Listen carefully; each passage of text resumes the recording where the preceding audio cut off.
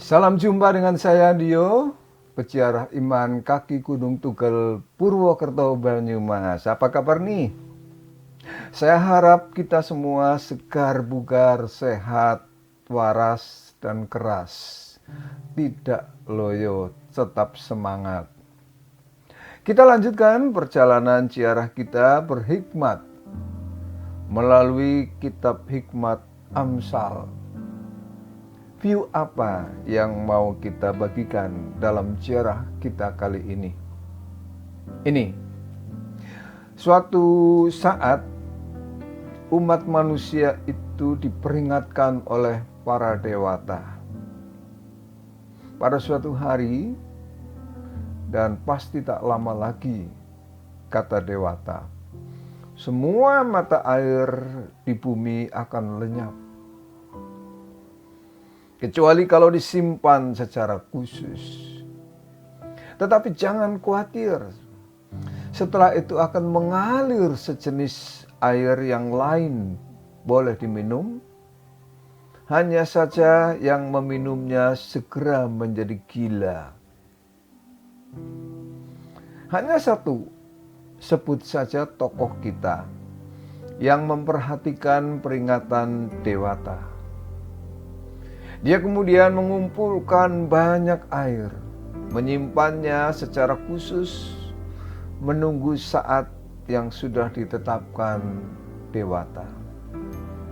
Kata dewata bertuah, saatnya semua mata air pun menjadi kering.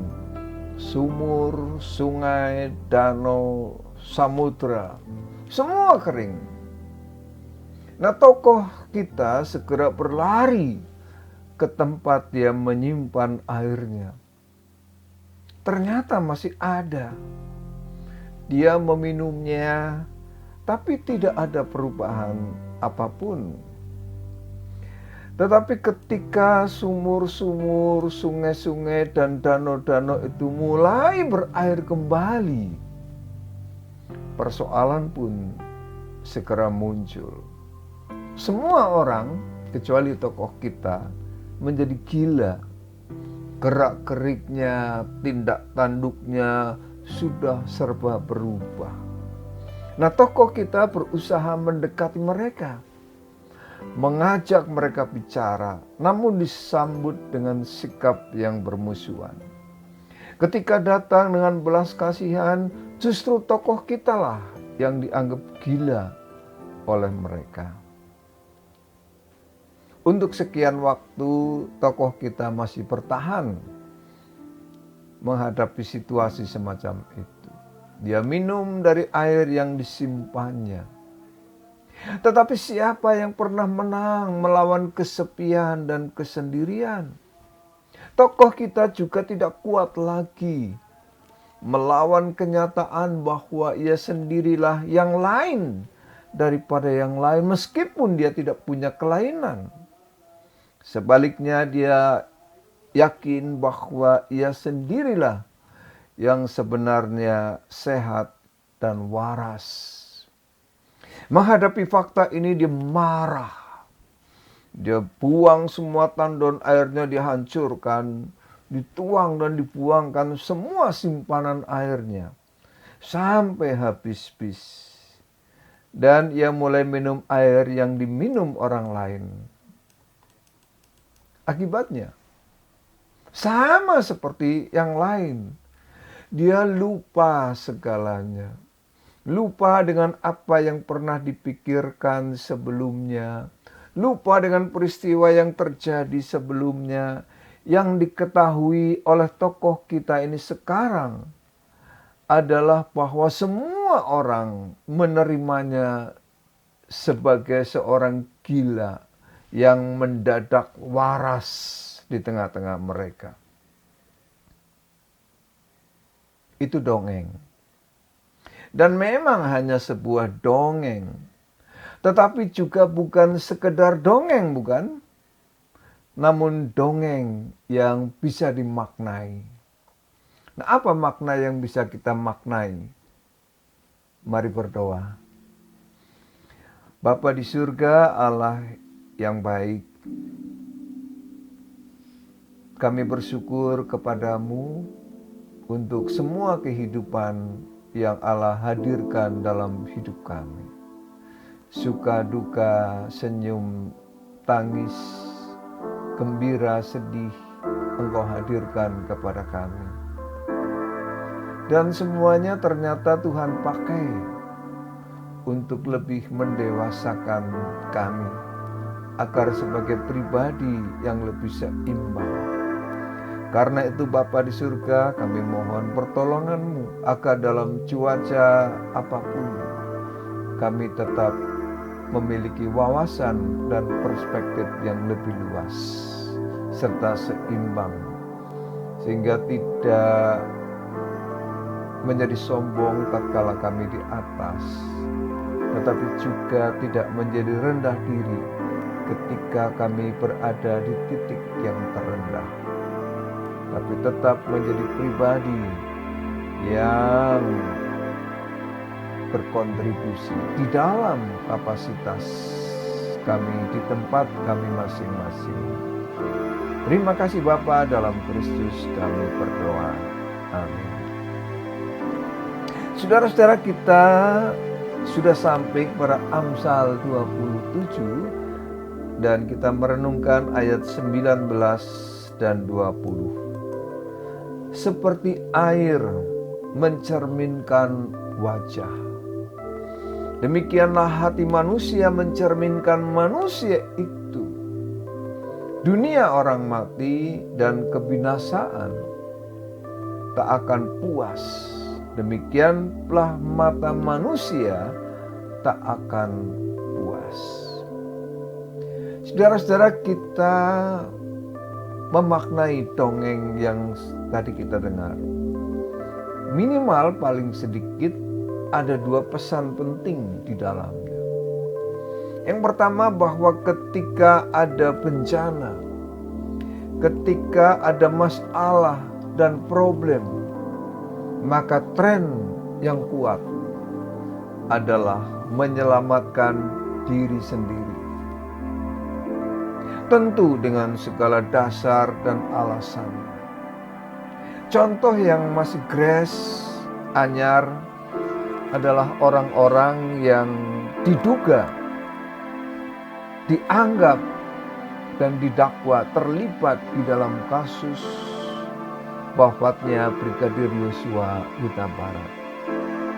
Baik yang diduga pelaku utama maupun peran pembantu atau yang terlibat di dalam penghalangan proses hukum. Bahkan saksi-saksi yang dekat dengan TKP. Kalau kita mengikuti proses hukum ini, maka kita melihat ada kecenderungan di antara yang polos dan jujur, ada kecenderungan mencari cara dan celah bagaimana bisa menyelamatkan diri mereka, nasib mereka, jabatan mereka, masa depan mereka. Tentu sesuatu yang dimengerti dan manusiawi. Oleh karena itulah kecenderungan hampir semua orang. Kepentingan diri, sukses sendiri adalah tujuan, goal utama. Dan hanya manusia langka seperti Francisca Encis atau Aditya Anggraini yang wafat pada 10 November yang lalu. Setahun yang lalu dia mengorbankan 1 ginjalnya demi kehidupan sesama. Tanpa mengganti uang. Memang dia serahkan, dia donorkan. Dan akibatnya saudara-saudara, dia hanya bertahan hidup selama setahun. 10 November yang lalu, ia berakhir hidupnya. Meski masih belia, dia mendonorkan semua organ yang bisa dimanfaatkan bahkan. Nah, saudara-saudara sekalian yang berkehendak baik, dia mau hidup seperti mata air yang senantiasa mengalir, yang menyegarkan, yang memberikan kehidupan bagi yang lain. Jadi ia tidak mau sekedar hidup. Hidup bukan untuk hidup, tetapi hidup untuk sebagai kesempatan untuk berbagi kehidupan. Itu yang pertama yang bisa pesan yang bisa kita tangkap. Yang kedua, saudara-saudara, bahwa dongeng ini mengajarkan kepada kita semua bahwa hidup itu ternyata tidak hitam putih, tapi kadang-kadang campuran dari hitam dan putih menjadi kelabu. Artinya hidup ini ada alternatif. Mau terasing atau diasingkan. Hidup di dunia sendiri atau dikeluarkan dari dunia. Menjadi orang gila sendiri. Nah, pengamsal mengingatkan kita seperti air mencerminkan wajah. Demikianlah hati manusia mencerminkan manusia itu. Nah, siapa kita itu bisa dilihat dari apa yang kita lakukan. Siapa kita adalah apa yang kita kerjakan. Dikatakan bahwa dunia orang mati dan kebinasaan tidak akan puas. Demikianlah mata manusia tidak akan puas. Siapa mencari nyawa, mencintai nyawa, dia akan kehilangan nyawa, kata Yesus. Orang yang mencintai nyawa, orang yang hidupnya melekat kepada daging, hidup di dalam daging, mencintai daging permanen, maka dia kehilangan hidup sejati dan sejatinya hidup. Yaitu siapa yang hidupnya egois, yang serakah, hidup laksana spon, hanya mengumpulkan, hanya menghisap, mungkin bisa mengumpulkan air bagi dirinya sendiri. Tetapi sekaligus dia jadi terasing lain sendiri. Seperti tokoh kita dalam dongeng tadi. Orang banyak yang ia lihat seperti orang gila. Sementara ia melihat dirinya sendiri sebagai wong waras sendiri. Tetapi ia dilihat oleh banyak orang justru gila sendirian. Nah, oleh karena tidak tahan sendirian dan dianggap gemblung, maka dia menggemblungkan diri agar dianggap waras oleh orang-orang yang gemblung.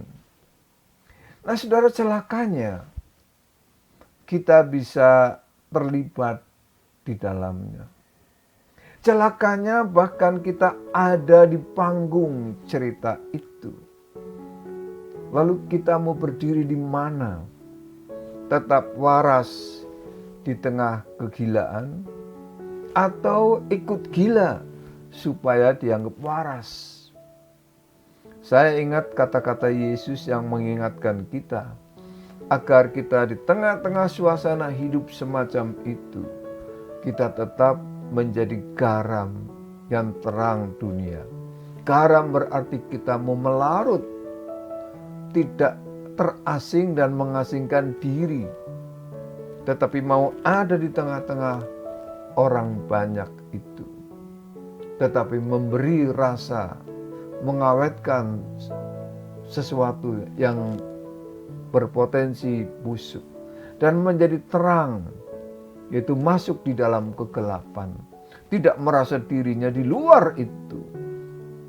Karena kata Alkitab, bahwa karena begitu besar kasih Allah akan kosmos ini, akan dunia ini. Saudara, Allah begitu mencintai dunia yang kotor, yang berdosa, dengan jalan masuk ke dalam dunia itu sendiri. Tidak menjauhi, menjadi terasing, tidak, tetapi justru dia datang ke dalam dunia agar supaya dunia yang kotor ini bisa diselamatkan. Bagaimana kehadiran kita beda, tetapi tidak membedakan. Bersama tetapi tidak sama. Lain tetapi bukan karena kelainan.